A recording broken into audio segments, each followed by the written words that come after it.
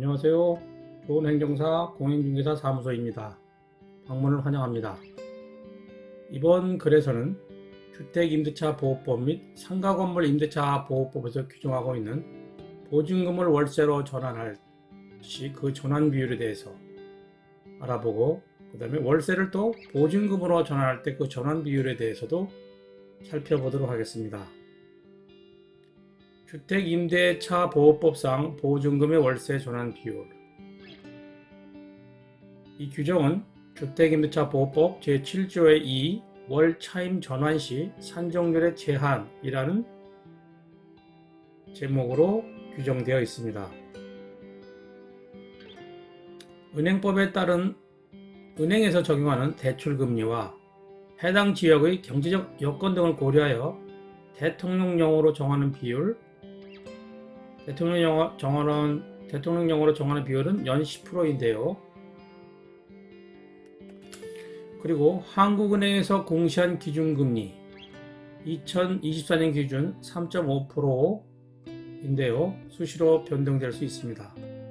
이 기준금리에 대통령령으로 정하는 이율 연 2% 역시 변동이 가능한데요. 이 두 가지 금리를 합한 총 5.5%, 연 5.5%, 요 두 개의 금리를 비교해서 낮은 이율인 요 5.5%를 적용하여야 합니다. 사례를 들어서 설명해 보면, 현재 주택의 전세 보증금이 1억 원인데 만약 임차인이 8천만 원의 목돈이 필요하여 보증금을 2천만 원으로 내리고 8천만 원을 임대인으로부터 받을 경우 차임을 올려야 하는데 그 월 차임은 36만 7천 원입니다.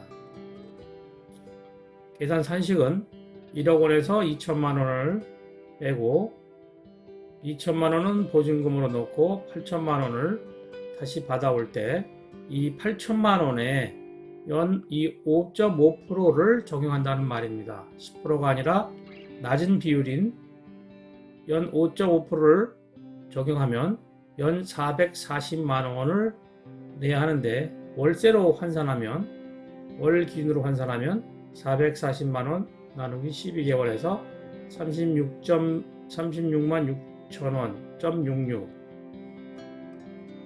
그래서 보증금 2천만 원에 월세 36만 7천 원이 됩니다.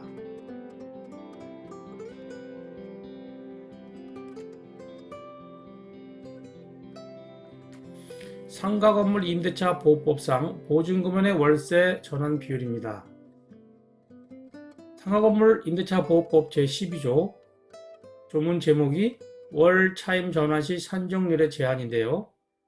은행법에 따른 은행의 대출금리 및 해당 지역의 경제 여건 등을 고려하여 대통령령으로 정하는 비율이 연 12%입니다.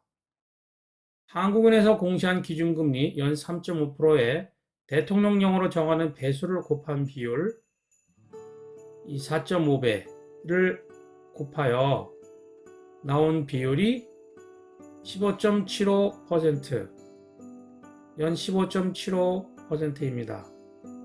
그래서 위 1과 2를 비교하여 더 낮은 이율인 1번에 연 12%를 적용하여 전환합니다.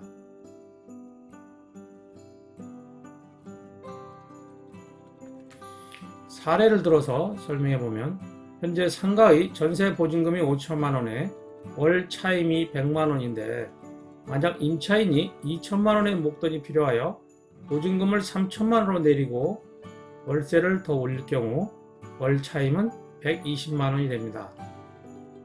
계산식은 요 2천만 원을 받아오고 이 2천만 원 곱하기 전환 비율 12%, 요 위에서 정한 요 12%를 곱하여 연 240만 원이 됩니다.